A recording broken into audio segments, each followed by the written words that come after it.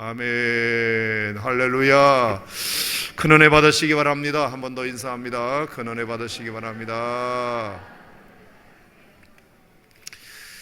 자, 이 마지막 날 새벽에 하나님께서 우리에게 부어주실 놀라운 은혜를 기대합니다. 자, 6일 동안 정말 예배를 돕기 위하여 수고했던 모든 봉사자들이 있습니다.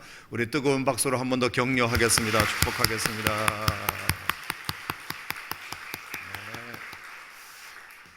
그리고 어제도 제가 말씀드렸다시피 아무래도 새벽 기도가 하루하루 지나가면서 첫날이 제일 많이 나오셨고 조금씩 이렇게 인원이 차이가 있습니다만 어른들이 차이가 날 뿐이지 애들은 거의 변동이 없었어요.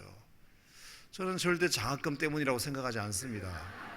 얘들이 뭐 그런 수준이라고 생각하지 않고 정말 말씀에 은혜 받기 때문에 나온 줄로 믿습니다. 할렐루야. 뭐 얘들이 돈 때문에 왔다 갔다 할 애들이 아니기 때문에 우리 다음 세대 정말 귀한 자녀들 우리 옆에 앞에 뒤에 보면서 한 번 더 박수로 격려하겠습니다. 축복하겠습니다. 네. 눈 비비고 나온 이 일주일의 경험이 아마 어른이 되어서도 기억날 줄로 믿습니다. 그리고 특별히 우리 장학금과는 아무 상관도 없는 아이들, 깍공부와 유치부 아이들이 정말 아빠의 짐짝처럼 들려가지고 그렇게 그냥 끌려 나오다시피 하는 아이들도 있는데 우리 아이들한테, 이런 아이들한테도 제가 특별 선물을 좀 줘야 되겠다는 생각이 드는데 특별히 우리 유치부 이하, 깍공부 뱃속에 있는 애까지 포함해서 우리 박수로 한 번 더 격려하고 축복하겠습니다.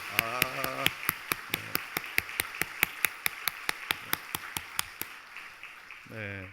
저도 이렇게 가만히 생각해 보니까 어머니 따라서 이렇게 새벽기도 나갔던, 눈 비비면서 나갔던 그런 기억들이 얼핏 생각이 나는 것 같기도 해요. 그게 참 좋은 추억으로 남아 있는데 우리 아이들에게도 그 좋은 추억이 되기를 바랍니다. 할렐루야. 자, 오늘이 이제 다니엘서 마지막 날 공부하는 새벽인데요. 하나님께서 이 새벽에도 부어주실 큰 은혜가 있으리라 믿습니다. 다니엘서 말씀을 함께 나누겠습니다. 다니엘 마지막 장 12장 13절 12장 13절 다니엘 12장 13절 다 함께 시작. 너는 가서 마지막을 기다리라. 이는 네가 평안히 쉬다가 끝날에는 내 몫을 누릴 것임이라. 아멘. 자, 오늘 이 시간에는 다니엘 특세 마지막 날 6번째 날 말씀을 나누겠습니다.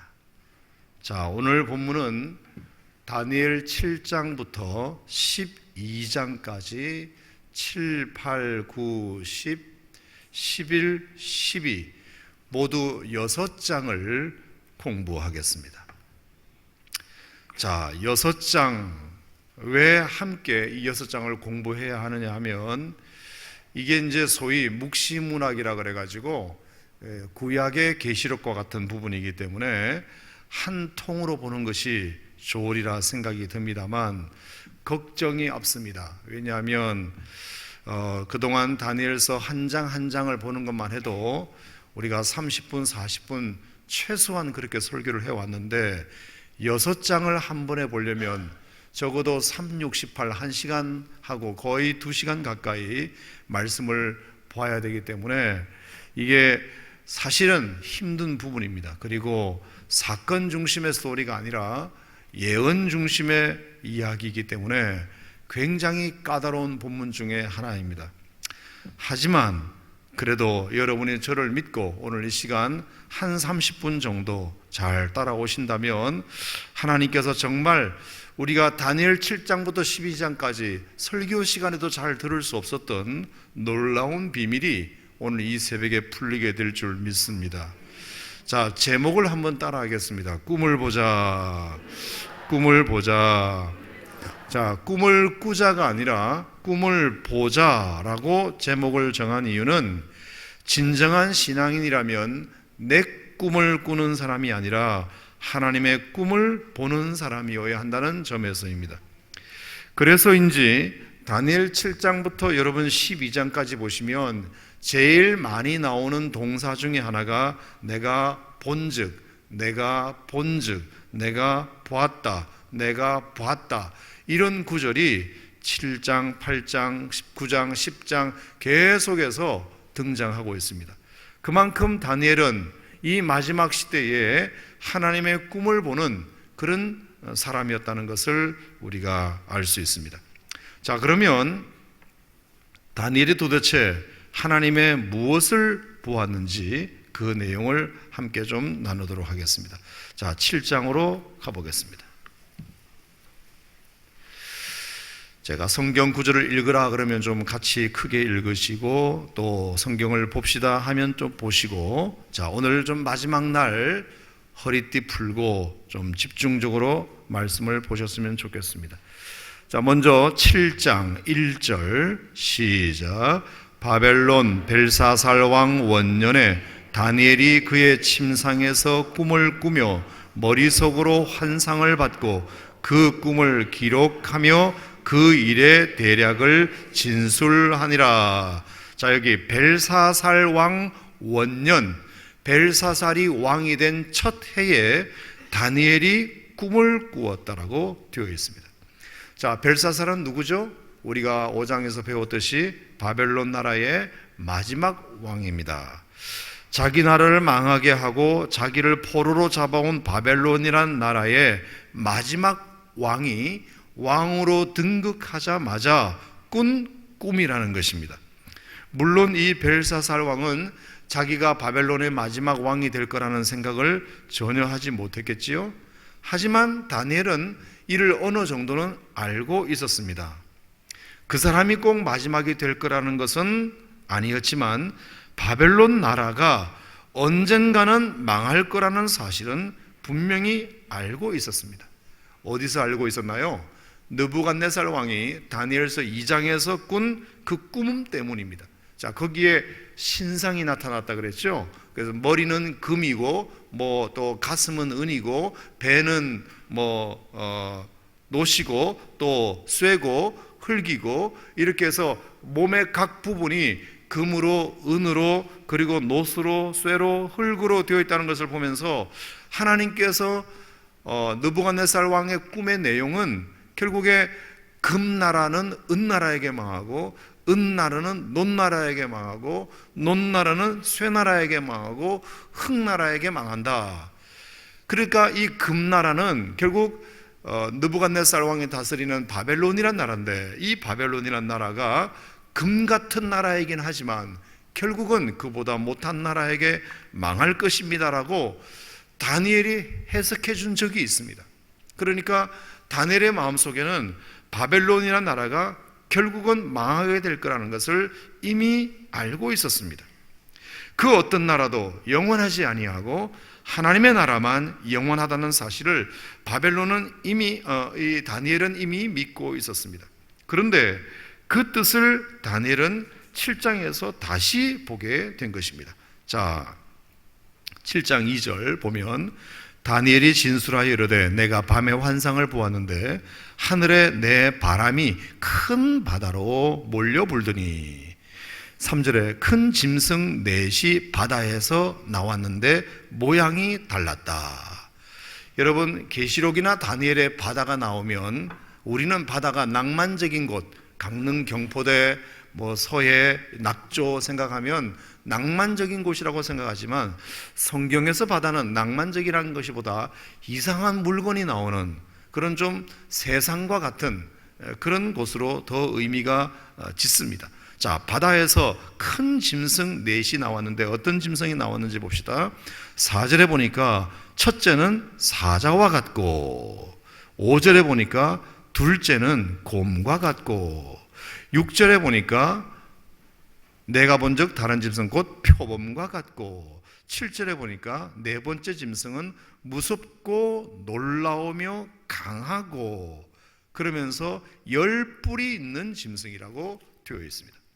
자, 벨사살왈 원년에 다니엘이 꿈을 꿨는데 바다에서 4종류의 짐승이 올라오는 것을 봅니다.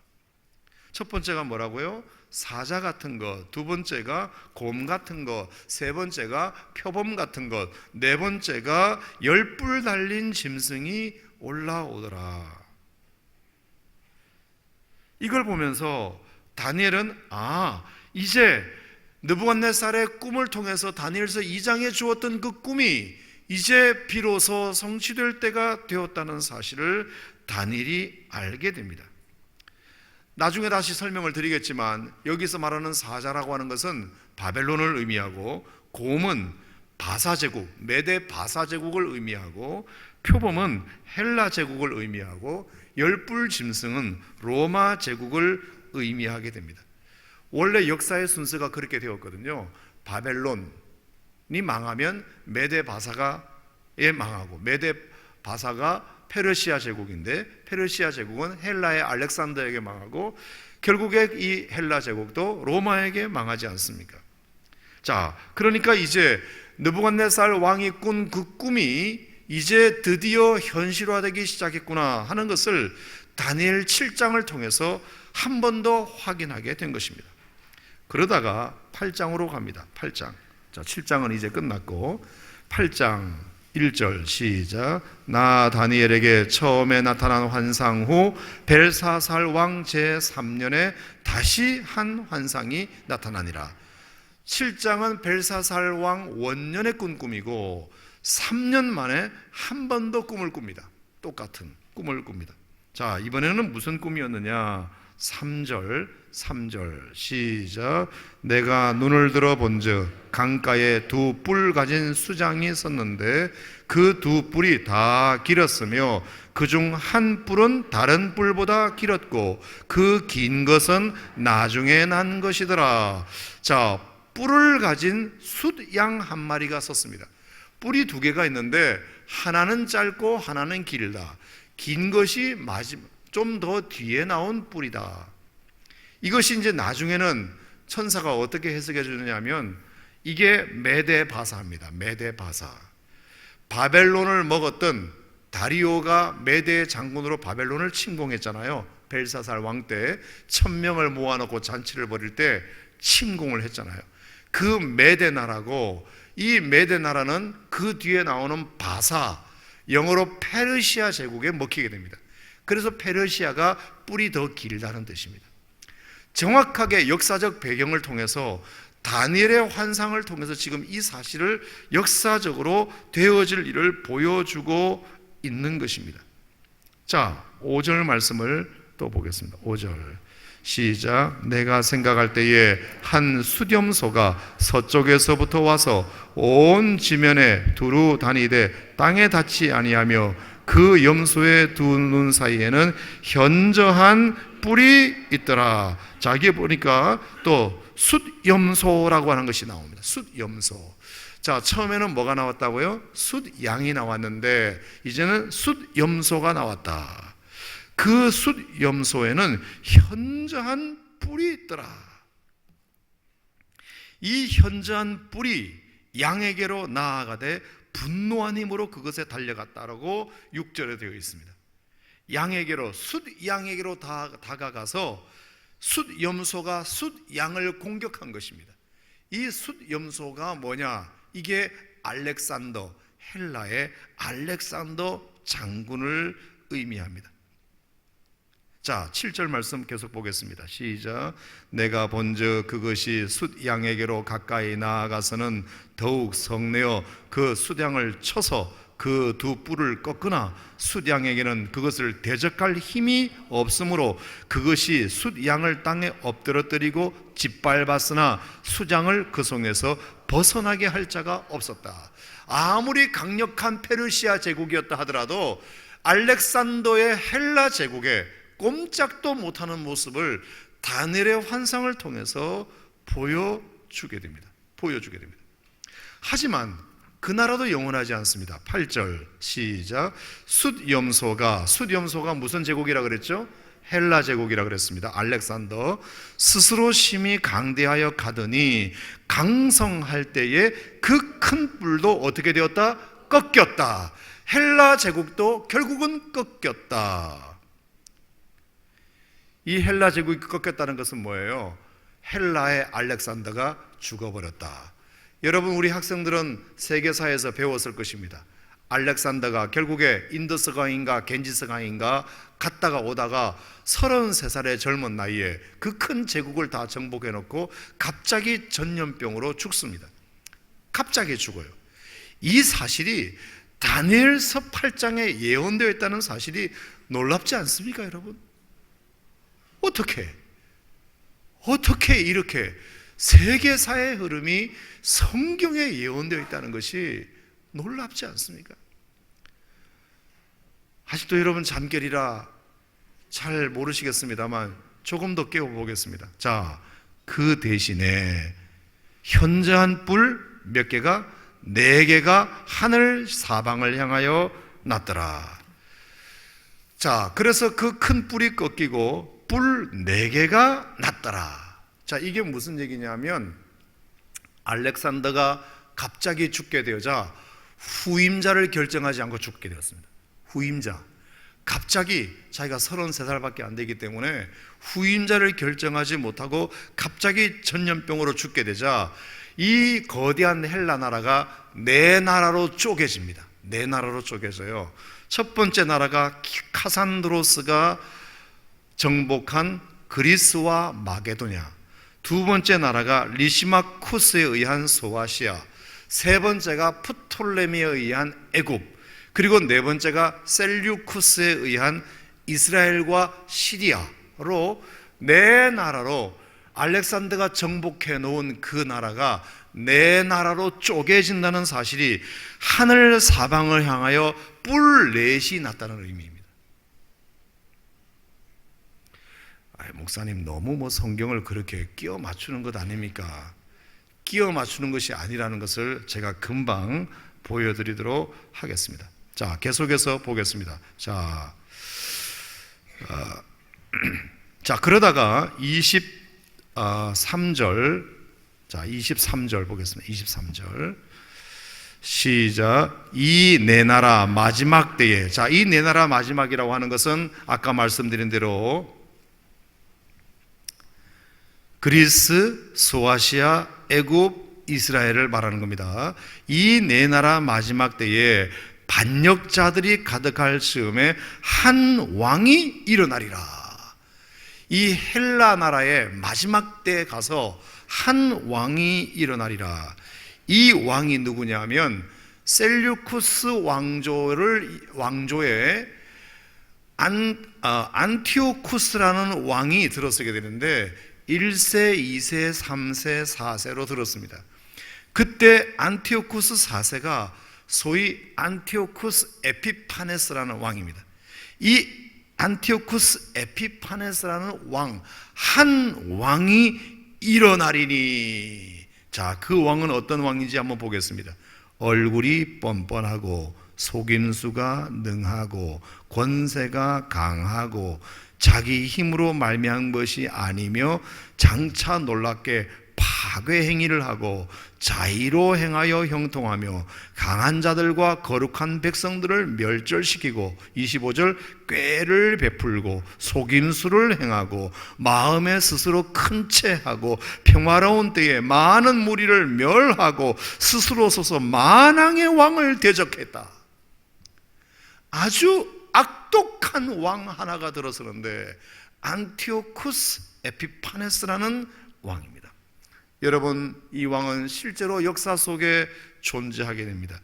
BC 171년부터 165년까지 약 2300여일 동안 유다의 예루살렘 성전에 가증한 신상을 세우고 예루살렘을 침공해가지고 유대 백성들을 완전히 능멸했던 왕입니다. 얼마나 이 왕 때문에 유대 나라가 힘들었는지 모릅니다. 그래서 여기에 거룩한 백성들을 멸절시켰다는 말이 그 말입니다. 예루살렘을 침공해서 하나님의 백성들 성민을 이 안티오쿠스 에피파네스가 멸절시켰다는 뜻입니다. 심지어 이 기세는 무엇까지 했느냐 하면 25절에 만왕의 왕을 대적했다. 만왕의 왕이 누군가요? 예수님입니다.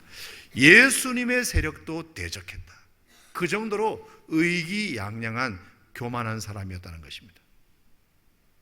하지만 여러분 25절 마지막에 뭐라고 되어 있죠?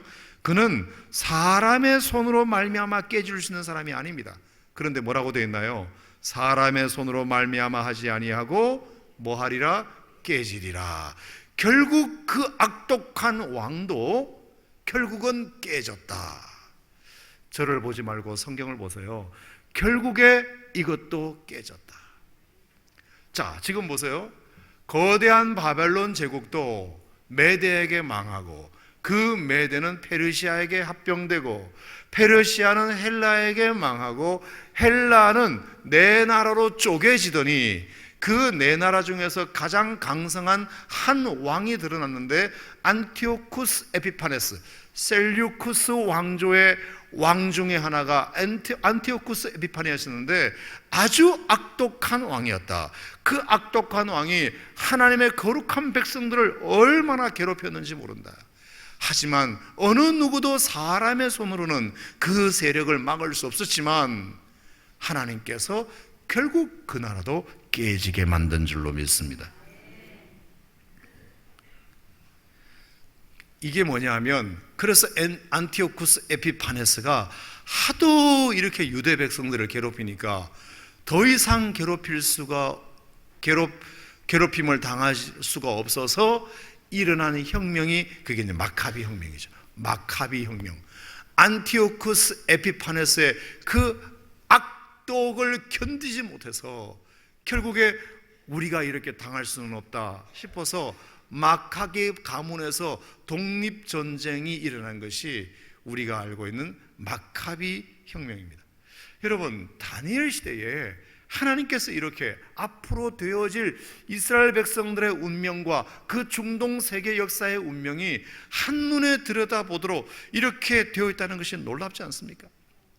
자, 말씀드린 대로 어떻게 그것이 바사고 어떻게 그것이 헬라라는 것을 알 수 있느냐. 자, 20절 말씀 같이 보겠습니다. 20절. 가브리엘 천사가 안 그래도 이것이 무슨 의미인지를 몰라가지고 궁금해하니까 가브리엘 천사가 나타나서 이렇게 말합니다. 20절 시작. 네가 본 바 두 뿔 가진 수장은 곧 메대와 바사 왕들이요. 21절 털이 많은 숫 염소는 곧 헬라 왕이요. 자, 분명히 되어 있잖아요. 메대, 바사, 헬라라는 나라가 가브리엘 천사가 그런 나라를 의미한다라고 되어 있습니다. 여러분, 헬라 나라는 다니엘 시대에 존재하지도 않는 나라입니다. 그런데 헬라라는 나라가 앞으로 생길 건데 이 나라를 의미하는 거라고 분명히 말하고 있습니다. 성경이 너무 정확한 거죠. 그러니까 다니엘 7장과 8장의 이 환상을 보니까 다니엘의 마음속에 가슴이 떨리는 것입니다. 이게 너무너무 가슴이 떨리는 것입니다. 여러분, 사람이 갑자기 미래가 쫙 보이면 생각이 복잡해집니다. 막 보여요. 그 사람의 미래가 보이고 이 나라의 미래가 보이고 민족의 미래가 그냥 눈으로 보는 것처럼 보인다고 생각해 보세요. 괴로워서 견딜 수가 없습니다. 그래서 무당들이 남의 미래를 점쳐주지만 그 사람은 불쌍하게 사는 거예요. 괴로워서. 무당들이 여러분 행복해 보이는 무당이 어디 있습니까? 늘 인상이 이렇게 구겨져 있습니다. 남의 미래가 보이는 사람은 너무너무 힘들어요. 본인의 삶은 너무너무 힘들어요. 그래서 9장에서 다니엘이 기도하기 시작합니다. 다니엘서 9장은 다니엘의 기도가 나옵니다. 이 기도는 기쁨의 기도였을까요? 슬픔의 기도였을까요? 슬픔의 기도입니다. 자, 9장 3절 시작. 내가 금식하며 베옷을 입고 죄를 덮어쓰고 주 하나님께 기도하며 간구하기를 결심하고. 자, 금식하며 베옷을 입고 죄를 덮었었다는 얘기는 주로 회개 기도를 할 때 하는 모양입니다. 다니엘이 하나님 앞에 내가 이런 환상을 본 이상 그냥 있을 수가 없다. 그래서 기도하기를 시작합니다. 특별히 8장 24절에 거룩한 백성들이 멸하리라 하는 그 내용을 들은 것입니다. 그러니까 지금 바벨론 나라가 멸망하는 게 중요한 게 아니라 거룩한 백성들이 결국은 또 망하게 되는구나. 여러분, 저는 참 놀라운 것이 9장 2절 말씀에 그가 기도를 시작하는데 어떻게 기도를 할까 싶어가지고 성경을 한 구절 읽고 기도를 시작하자. 자, 9장 2절 시작. 그가 통치 원년에 나 다니엘이 책을 통해 여호와께서 말씀으로 선지자 예레미야에게 알려주신 그 연수를 깨달아나니. 자, 책을 펴고 기도를 시작합니다. 말씀 한 구절을 읽고 기도하자는 거죠. 근데 하필이면 그 말씀을 예레미야를 펼쳤습니다. 정확하게 말하면 25장 11절인데 예레미야 성경을 읽는 중에 연수를 깨닫게 됩니다. 곧 예루살렘의 황폐함이 70년 만에 그치리라 하는 말씀을 읽게 됩니다. 자, 지금 다니엘은 바벨론의 포로로 잡혀와가지고 60여 년 지난 세월을 지금 살고 있습니다. 바벨론 나라가 이제는 망해가지고 메대에 의해서 이제 다시 정권이 바뀌고 있는 이 시대를 살고 있는 거예요. 자, 9장 1절에 보니까 그가 기도했던 때가 언제냐면 메대 족속 아하수에로의 아들 다리오가 갈대아 나라 왕으로 세움을 받던 첫 해라고 되어 있습니다. 그러니까 이것은 다니엘서 6장에서 봤던 메대의 다리오가 바벨론을 점령해가지고 바벨론 나라가 메대에게 먹혔을 때 그때입니다. 또 정권이 바뀐 거예요. 바벨론 나라에서 60여 년 인생을 살았는데 다시 또 메대가 이 나라를 먹게 되니까 마음에 걱정이 생겼겠죠. 그래서 책을 펴고 다니엘이 마음을 잡기 위해서 책을 폈는데 예레미야의 글을 읽는데 거기 보니까 놀라운 말씀이 적혀 있는 것입니다. 70년 만에 예루살렘의 황폐함이 그치게 될 것이다. 할렐루야. 이게 뭐냐면 너희들의 포로 생활이 드디어 끝날 때가 되었다. 예루살렘으로 이제 다시 돌아갈 때가 되었다는 사실을 이제 다니엘이 예레미야에 이미 예언되어 있다는 사실을 뒤늦게서야 깨닫게 됩니다. 그래서 이제 막 생각해 보는 것입니다. 70년 만에 우리의 포로 생활이 끝난다고? 그래서 자기가 포로된 것을 계산해 보니까 거의 이제 1, 2년밖에 안 남은 거예요. 거의 1, 2년밖에 안 남은 거예요. 야호! 드디어 이제 조금만 참으면 이 모든 고생도 끝나는 것이구나. 얼마나 기쁜 일이겠습니까? 하지만 이 기쁨도 잠시 7장 8장에서 그가 본 환상 중에 거룩한 백성이 결국은 멸망한다는 얘기를 들었기 때문에 지금 다니엘에게는 민족이 해방되어서 포로 생활이 끝나 예루살렘으로 돌아가는 것이 중요한 게 아니라 결국 이 백성이 또 한 번 더 멸망한다는 사실을 환상을 통해서 보았기 때문에 지금 어린아이처럼 기뻐 뛸 일이 아니라 이때 하나님 앞에 더 기도해야 되겠다는 생각을 하게 된 것입니다. 그 기도는 회개 기도였습니다. 그래서 9장에 보면 우리라는 단어가 14번 나옵니다. 14번. 이게 뭐냐? 조상들의 죄 때문에 지금 우리가 이렇게 포로 생활을 하고 있는 것이 아니라 이 모든 일은 다 우리의 죄, 나를 포함한 우리의 죄 때문에 하나님께서 이 거룩한 백성들을 70년 전에 멸망하셨고 앞으로도 또 이 백성들이 멸망한다면 결국 하나님의 백성들의 죄 때문에 멸망할 것이니 나라도 그 책임을 지고 하나님 앞에 회개 기도를 해야 되겠다. 그래서 9장에 있는 말씀은 다니엘의 회개 기도입니다. 여러분 생각해 보세요. 다니엘이 회개할 게 뭐 있습니까? 우리가 다니엘을 지난주에 쭉 살펴보았듯이 다니엘은 정말 완벽한 사람입니다. 신실한 사람입니다. 믿음이 있는 사람입니다. 정직한 사람입니다. 거룩한 사람이고 충성스러운 사람입니다. 다니엘이 뭘 회개할 것이 있겠습니까? 하지만 민족의 죄를 그가 끌어안고 마치 느헤미야처럼 자신의 죄가 아닌데도 불구하고 마치 자신의 죄처럼, 조상의 죄임에도 불구하고 자기의 죄처럼 그렇게 부둥켜 안고 하나님 이 민족을 살려주시기 바랍니다. 1, 2년 뒤에 예레미야의 예언에 의하면 예루살렘으로 우리가 다시 돌아간다고 했지만 지금 제 생각에는 이 민족이 포로 생활에서 돌아가는 게 지금 중요한 게 아니라 또 나라가 반복되다 보면 거룩한 백성들이 또 한 번 더 멸망한다는 소식을 환상을 통해서 듣게 되었는데, 하나님, 그러면 안 됩니다. 이것이 저의 죄 때문이라면 하나님 저의 죄를 탓하여 주시고 이 민족을 불쌍히 여겨달라고 하나님 앞에 정말 간절히 기도하고 있는 내용이 9장의 내용인 것입니다. 자, 11장으로 가보겠습니다. 11장.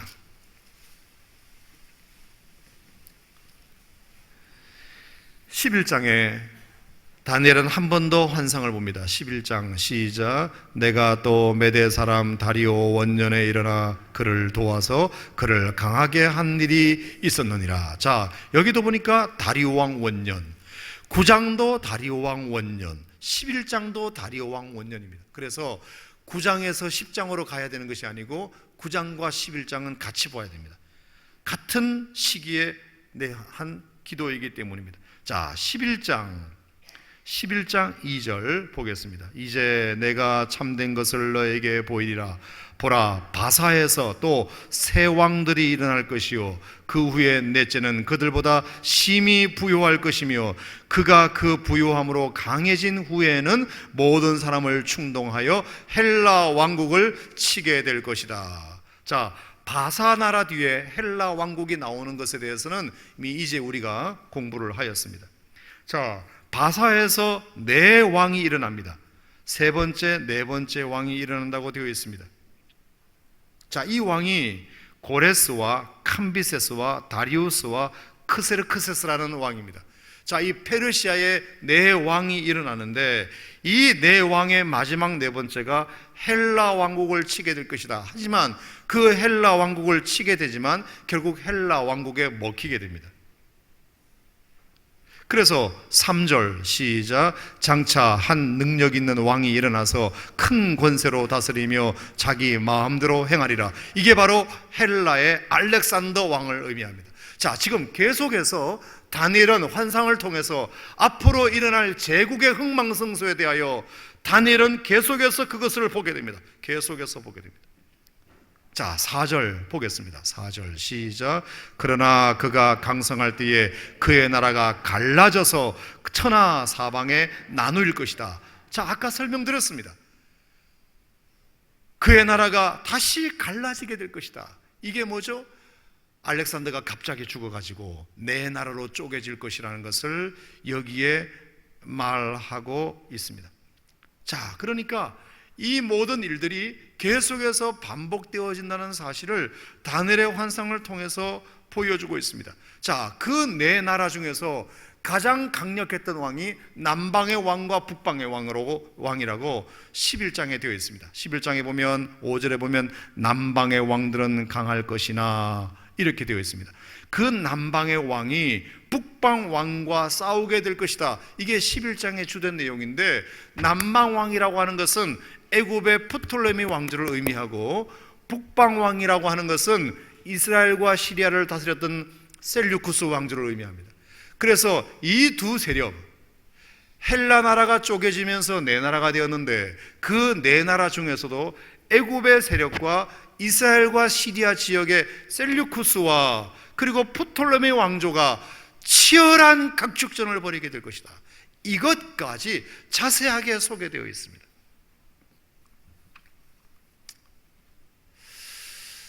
목사님 그만하시죠. 머리가 복잡해집니다. 네. 여러분들의 표정을 제가 다 읽고 있음에도 불구하고 계속 하고 있는 이유는 그 다음부터가 굉장히 중요합니다. 그래서 이 모든 일을 알고 있기 때문에 회개 기도를 시작하는 것입니다. 우리의 죄를 용서해 달라고 지금 우리의 백성들 중에는 여전히 조상을 잘못 만나 후대들이 고생하고 있다는 생각이 팽배해 있는데, 하나님, 그게 아닙니다. 우리가 하나님 앞에 기도해서 우리의 문제를 해결해야 됩니다. 저는 이 9장의 다니엘의 해결 기도는 얼마나 신실한 기도였는지 모릅니다. 그러니까 조상의 죄 때문에 후배들이 고생하고 있다고 사람들이 얘기하는데, 그게 아니라 이건 우리의 죄 때문이라고, 조상의 죄까지도 후배인 다니엘이 끌어안고 기도하는 것이고, 앞으로 이 민족이 한 번 더 멸망하게 될 텐데, 앞으로 멸망하게 될 그것까지도 바로 지금 이 선배인 나 다니엘의 죄 때문에 우리 후배들이 고생할 것을 생각하니 하나님 앞에 또 회개하게 되는 것입니다. 보세요. 선배의 죄라고 생각하지 않고 우리 후배들의 죄라고 생각하고 그 죄를 끌어안고 있는 다니엘.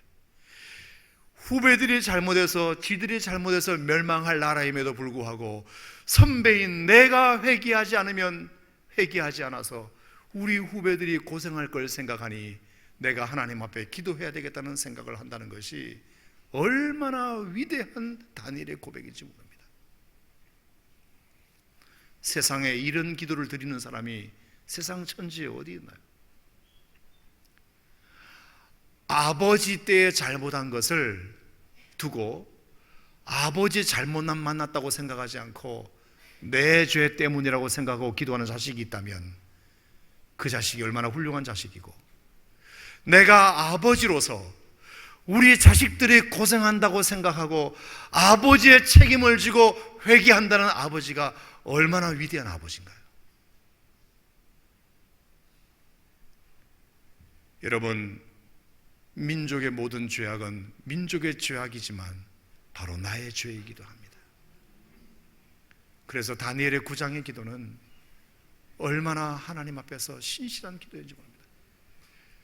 그래서 9장과 8장과 11장의 환상을 보고 그가 하나님 앞에 그렇게 간절하게 이 민족을 불쌍히 여겨달라고 하나님 앞에 기도하게 되는 거죠. 자, 그렇게 기도하다가 이제 70년이 됩니다. 70년이 되어서 이제 고레스가 페르시아의 패권을 잡게 되고 예루살렘으로 돌려보냅니다. 자, 고레스 왕의 칙령 사건은 여러분이 잘 알고 계실 때인데, 페르시아의 패권을 고레스가 잡게 되자 유대 백성들을 다 돌려보냅니다. 놀라운 일이죠. 포로에서 해방되는 기쁨의 날, 잔치의 날이 돌아온 것입니다. 그래서 스룹바벨을 중심으로 BC 538년에 스룹바벨을 중심으로 해서 약 5만 명이 회파된 성벽과 성전을 건축하기 위하여 예루살렘으로 다 돌아갑니다. 그러면 여러분, 일바따로 돌아가야 할 사람은 누구일까요? 다니엘입니다. 다니엘. 당연히 다니엘도 예루살렘의 회복을 위해서 지금까지 하나님 앞에 기도했던 한 사람으로서, 그리고 어떤 면에서는 다니엘이 그렇게 기여한 바가 굉장히 크기 때문에 정말로 20대도 안 되었을 때 포로로 잡혀와가지고 바벨론 나라에서 정말 위대한 일을 감당했던 다니엘이 이제 80이 넘은 나이에 예루살렘으로, 고향으로 돌아가고 싶은 마음이 얼마나 간절하겠습니까? 일바따로 자기가 돌아가고 싶은 마음이 있었겠죠. 고레스 왕의 칙령에 의하여 바로 돌아가려고 했을 것입니다. 여러분, 다니엘서 1장에 보면 다니엘의 임기가 고레스 왕 원년에 끝난다고 되어 있습니다. 이제는 페르시아에서 자기가 맡은 일도 없습니다. 자유의 몸입니다. 그러니까 그는 돌아가도 충분합니다. 자, 그런데 놀라운 것은, 자, 10장을 보겠습니다. 10장 다 같이 1절 시작. 바사왕 고레스 제3년에 한 일이 벨드사살이라 이름한 다니엘에게 나타나는데, 자, 고레스 왕 몇 년이라고요? 3년. 고레스 왕 원년에 이스라엘 백성들은 5만 명이 돌아갔습니다. 그런데 3년이 되었음에도 불구하고 다니엘은 예루살렘으로 돌아가지 아니하고 여전히 바벨론 땅, 페르시아 땅에 남아있는 것입니다. 돌아가지 않고 남아있는 거예요. 왜 안 돌아갔을까요? 이미 다니엘의 나이가 90이 넘어서이기도 하고, 이미 이제 다니엘이 90이 넘은 할아버지 중에 할아버지이기도 하고, 제 생각에는 이제는 내가 나이가 들어서 돌아가서 성전을 재건하고 성벽을 회파하는 것은 젊은 스룹바벨이나 학개나 스가랴한테 맡기고, 내가 이 나이에 돌아가서 뭐하리, 내가 돌아가고 싶은 마음이 없어서가 아니라 이 늙은이가 내 마지막 사명이 뭔가를 다시 고민하다가 내가 이 땅에 남아서 저 백성들을 위해서 기도하는 것이 내 마지막 사명이 아니겠는가, 그렇게 생각하고 돌아가고 싶은 그 마음을 억누르고, 누구보다도 돌아갈 수 있는 첫 번째가 그 사람에게 자격이 있지만 권리를 포기하고 스룹바벨에게 그 모든 것을 다 맡긴 다음에 자기는 그 땅에 남아서 마지막까지 기도의 사명을 다해야 되겠다고 생각한 것이 분명한 것 같습니다. 뭔가 기도의 사명이 있을 거라고 생각하는 거죠. 하나님께서 나를 남겨두시는 뭔가 이유가 있을 거라고 생각하는 거죠. 아니나 다를까, 돌아간 예루살렘에서 소식 하나가 들려오는데, 성전 재건이 잘 될 줄 알았는데 스룹바벨이 열심히 성전을 재건하다가 중단되었다는 소식을 듣습니다. 이방 나라 사람들에게 성전이 방해꾼이 생겨가지고 예루살렘 성전 재건이, 잘 들으세요, 조금만 견뎌보세요, 중단되었다는 소식을 들어요. 저도 사실 지금 힘들거든요, 여러분. 중단되었다는 소식을 들어요. 너무너무 속이 상한 거예요. 5만 명이 돌아가서 성전을 재건하는데 성전이 중단되었다는 소식을 들어요. 너무너무 가슴이 아픈 거예요. 그래서 힘을 잃어버려요. 자, 10장 16절 보겠습니다. 10장 16절. 기도하다가도 사람이 힘이 빠질 수 있어요. 자, 10장 16절 시작. 인자와 같은 이가 있어 내 입술을 만진지라 내가 곧 입을 열어 내 앞에 서 있는 자에게 말하되 이르되 내 주여 이 환상으로 말미암아 근심이 내게 더함으로 내가 힘이 없어졌나이다. 17절 내 몸에 힘이 없어졌고 호흡이 남지 아니하였사오니 내 주의 이 종이 어찌 내 주와 더불어 말씀할 수 있으리까. 하나님, 나 어떻게 해야 되나요? 나 예루살렘으로 돌아가고 싶어요. 하지만 돌아가지 아니하고 그래도 이 늙은이가 마지막 기도의 사명이 있다고 생각해서 하나님 앞에 내가 성전 재건 잘 되게 해달라고 기도하는데, 하나님 이게 웬일이에요? 성전 재건이 중단됐대요. 하나님, 나 힘 빠졌어요. 못하겠어요. 어떻게 이런 일이 있을 수 있어요? 70년을 벼러왔는데, 기다려왔는데 하나님의 성전 재건 사업이 중단됐대요. 백성들도 힘을 잃었대요. 방해꾼들이 생겼대요. 어떻게 하면 좋아요? 하나님, 나 기도할 힘을 잃어버렸어요. 하나님, 나 어떻게 좀 해줘봐요.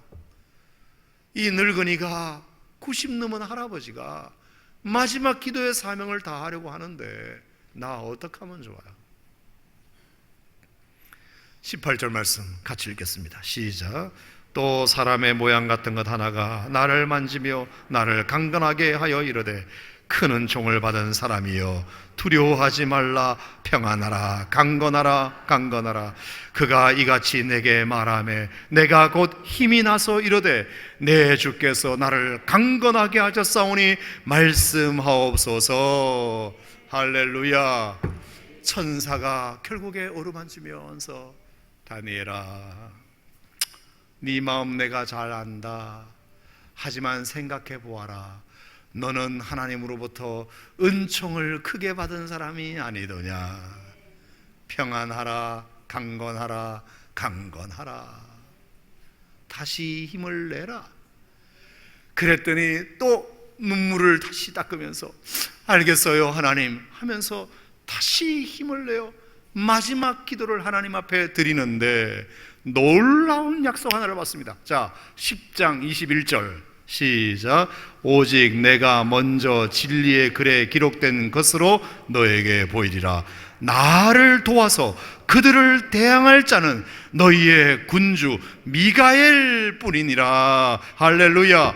하나님이 나를 도와서 그들을 대항할 자는 미가엘 뿐이니라. 내가 미가엘을 보낼 것이다. 미가엘이 누군가요, 여러분? 미가엘은 성경에 천사장으로 나와요. 천사장. 그래서 미가엘은 천사장으로서 앞으로 오실 예수 그리스도 메시아를 의미해요. 메시아. 다니엘아, 잘 들어라. 이제 결론입니다. 다니엘아, 앞으로 이런 일은 계속해서 반복될 것이다. 너희 민족의 역사에 하나님 일을 하려고 하면 방해꾼이 생기고 협조도 안 해주고 힘들어지고 박해와 핍박은 앞으로도 계속될 것이다. 하지만 그런 박해가 계속되지만 너를 돕는 자가 있으니 미가엘 천사장이다. 할렐루야, 할렐루야. 자, 12장으로 가겠습니다. 그래서 10장은 12장과 연결되는 거예요. 12장 1절 마지막 장입니다. 그때에 너의 민족을 호위하는 큰 군주 미가엘이 일어날 것이요 또 환란이 있으리니 이는 개국에게로 그때까지 없던 환란일 것이다. 자, 미가엘 천사 예수님이 일어났지만 하지만 환란은 계속된다, 안 된다? 계속된다. 어떤 면에서는 더 큰 환란이 생길 수 있다. 여러분, 이게 역사의 아이러니죠. 메시아가 났는데도 불구하고 환란은 더 커지는 것입니다. 우리는 이제 선택해야 되는 것입니다. 환란 때문에 우리가 그 환란에 녹아들어와서 유혹에 넘어가 질 것인가, 아니면 미가엘 천사장 예수님을 붙들고 이 환란을 이길 것인가, 이제 우리가 결정해야 할 시대가 된 것입니다. 여러분, 이것은 옛날 역사뿐만 아니라 지금도 마찬가지입니다. 우리에게는 미가엘 천사장 예수님이 계시고 하지만 또 우리에게는 환란도 있습니다. 할렐루야. 이 환란은 육체적인 핍박도 환란이지만 우리의 세상의 물질의 유혹도 환란입니다. 여러 가지 유혹과 환란이 함께 공존하게 될 것이다. 그때에 12장 1절 마지막 시작. 그때에 너의 백성 중에 책에 기록된 모든 자는 구원을 받을 것이다. 책이라고 하는 것은 뭐예요? 요한계시록 21장에 보면 책이라는 것은 뭐예요? 생명책이에요. 이 환란이 있지만 미가엘 천사장이신 예수님을 영접하고 그 예수님의 이름을 굳건히 붙드는 자는 구원을 받을 것이다. 구원을 받을 것이다. 2절 시작. 땅의 티끌 가운데에서 자는 자 중에서 많은 사람이 깨어나 영생을 받을 것이다. 할렐루야. 거기에서 비록 환난을 이기지 못하여 예수 믿다가 죽는 자가 있을지라도 깨어나서 영생을 받게 될 것이다. 할렐루야. 살아도 영생, 죽어도 영생을 받게 될 것이다. 하지만 수치를 당하여 영원히 부끄러움을 당할 자도 있을 것이다. 그러니 너희들은 어떻게 해야 되겠느냐? 3절 시작. 지혜 있는 자는 궁창의 빛과 같이 빛날 것이요 많은 사람을 옳은 대로 돌아오게 한 자는 별과 같이 영원토록 빛나리라. 지혜라고 하는 것은 마태복음 7장에 보면 반석 위에 집을 지은 자가 지혜로운 자라고 그랬습니다. 반석은 뭡니까? 예수님입니다. 예수님이 반석이십니다. 예수님의 반석 위에 집을 짓고 사는 자, 믿음의 반석 위에 서 있는 자는 지혜로운 자이기 때문에 박해의 시대에도 빛난 인생을 살 것이고, 전도하여 더 많은 사람들을 주께로 돌아오게 하는 자는 영원토록 별처럼 빛나는 인생이 될 것이다.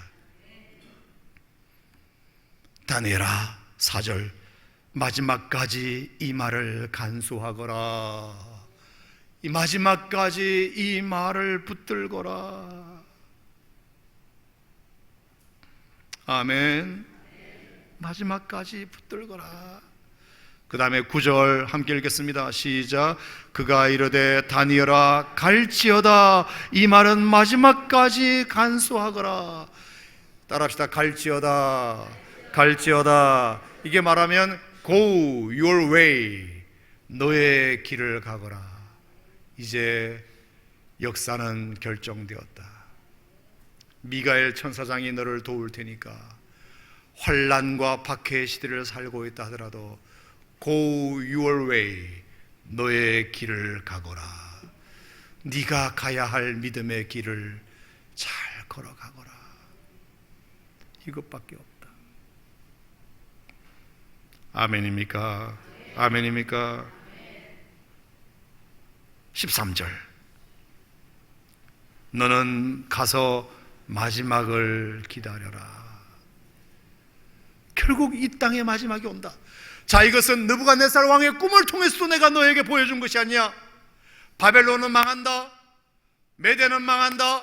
페르시아는 망한다. 헬라는 망한다. 로마도 망한다. 이 땅의 모든 나라는 다 망한다. 망한다. 하나님의 나라만 영원할 것이다. 이 땅이 망한다. 이 나라가 망한다. 이 세계는 망한다. 마지막을 기다려라. 이제 영원한 하나님의 나라가 도래할 때가 되었다.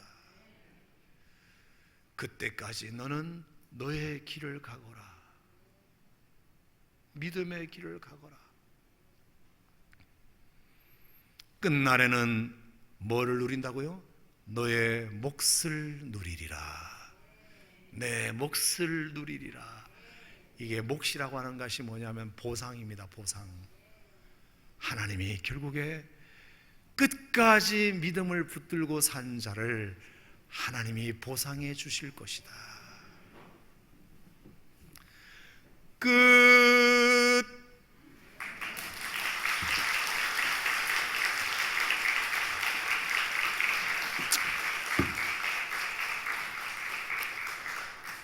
어제보다 10분 더 했는데 다니엘 7장부터 12장까지 이 정도로 끝낼 수 있다는 것은 대단한 거예요. 대단한 거예요.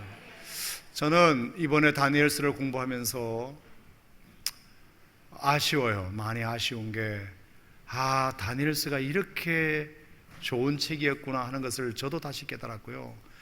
설교를 핑계대고 다니엘서를 공부할 수 있는 개인적인 기회를 주신 여러분들에게 진심으로 감사드리고, 제가 다니엘서 강의를 정식으로 한 번 더 해야 되겠다 하는 생각을 합니다. 제가 이번에 묵상한 게 너무 많은데 시간이 없어서 전하지 못한 게 참 많이 있어요.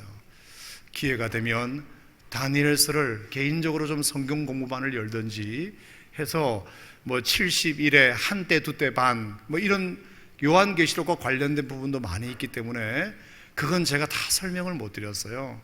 그래서 여러분들에게 한 번 더 그런 기회가 주어졌으면 좋겠고, 아무튼 다니엘의 신실함과 지혜로움과 깨끗함과 거룩함과 이 모든 것들이 시대의 격변기 속에서도 자신의 신앙을 굳건히 잘 지켜서 결국 마지막 때에 내가 너에게 보상해 줄 것이라는 이 약속의 말씀 한 가지 붙들고 Go your way. 너는 너의 길을 가거라. 이것이 여러분의 가슴 속에 정말 울렁거림이 되어서 이 시대가 힘들고 어려울지라도 Go your way. 여러분들은 여러분의 믿음의 길을 잘 걸어갈 수 있는 여러분 되시기를 바랍니다. 우리 청년들 되기를 바랍니다. 우리 학생들 되기를 바랍니다. 우리 주일학교 아이들, 우리 꼬마들 되기를 바랍니다. 하나님이 여러분들을 통해서 정말 별처럼 빛나는 인생 되기를 주의 이름으로 축복합니다. 다 같이 자리에서 일어나셔서 마지막 날에 우리 손뼉 치면서 함께 찬양하시고 축도로 모든